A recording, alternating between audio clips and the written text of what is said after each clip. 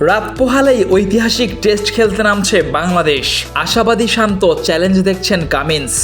পারভেজের 5 উইকেটের সাথে আব্দুল্লাহর 94। বাংলাদেশ অনূর্ধ্ব 23 দলের কাছে পাত্তাই পেল না মালয়েশিয়া। লিটন শরীফুল ফিট, দেশে ফিরছেন মুশফিক হাসান ও জাকের আলী অনিক।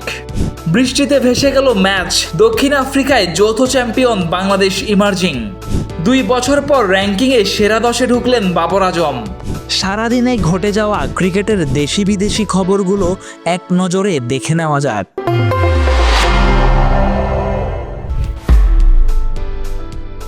23 বছর পর অস্ট্রেলিয়ার মাটিতে টেস্ট খেলতে বৃহস্পতিবার ভোরে মাঠে নামছে বাংলাদেশ। কঠিন কন্ডিশন হলেও দল নিয়ে ম্যাচের আগের দিন আসার কথা শোনালেন টাইগার দলপতি নাজমুল হোসেন শান্ত। প্রতিপক্ষ ও স্বাগতিক অধিনায়ক প্যাট কামিন্স অবশ্য ডারউইনের ম্যাচটিকে দেখছেন চ্যালেঞ্জ হিসেবে। বাংলাদেশ সময় ভোর 6:30টায় শুরু হবে ম্যাচটি। মিডল অর্ডারে আব্দুল্লাহর 94 ও শেষ দিকে শেখ পারভেজ জীবনের 35 রানে ভর করে বাংলাদেশ অনূর্ধ্ব 23 পেয়েছে 9 উইকেটে 290 রানের সংগ্রহ। জবাবে শেখ পারভেজ জীবনের 5 উইকেটের দিনে 137 রানেই গুটিয়ে গেছে মালয়েশিয়া। ওয়ানডে সিরিজটি 1-0-তে এগিয়ে গেল স্বাগতিক বাংলাদেশ অনূর্ধ্ব 23 দল। লিটন দাস ও শরীফুল ইসলামের চোটের কারণে জাকের আলী অনিক ও মুশফিক হাসানকে অস্ট্রেলিয়ায় উড়িয়ে নেয় বাংলাদেশ।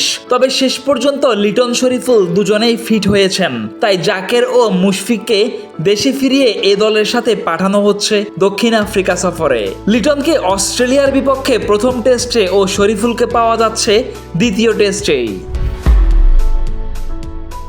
বৃষ্টিতে ভেসে গেছে বাংলাদেশ ও দক্ষিণ আফ্রিকা ইমার্জিং এর মধ্যকার ত্রিদলীয় সিরিজের ফাইনাল ম্যাচ। আর তাতে যৌথভাবে চ্যাম্পিয়ন হয়ে দেশে ফিরবে জাকির হাসান, ইরফান শুকুর, আমিনুল ইসলাম বিপ্লবদের বাংলাদেশ ইমার্জিং দল।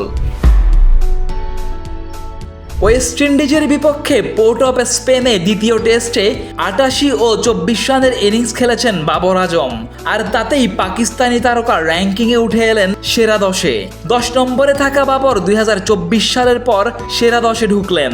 হালনাগাদ হওয়া র্যাঙ্কিংয়ে বাংলাদেশের সেরা মমিনুল হকের অবস্থান 36তম। ফেসবুক, টুইটার, ইউটিউব সহ সামাজিক যোগাযোগ মাধ্যমে আমাদের ফলো করুন।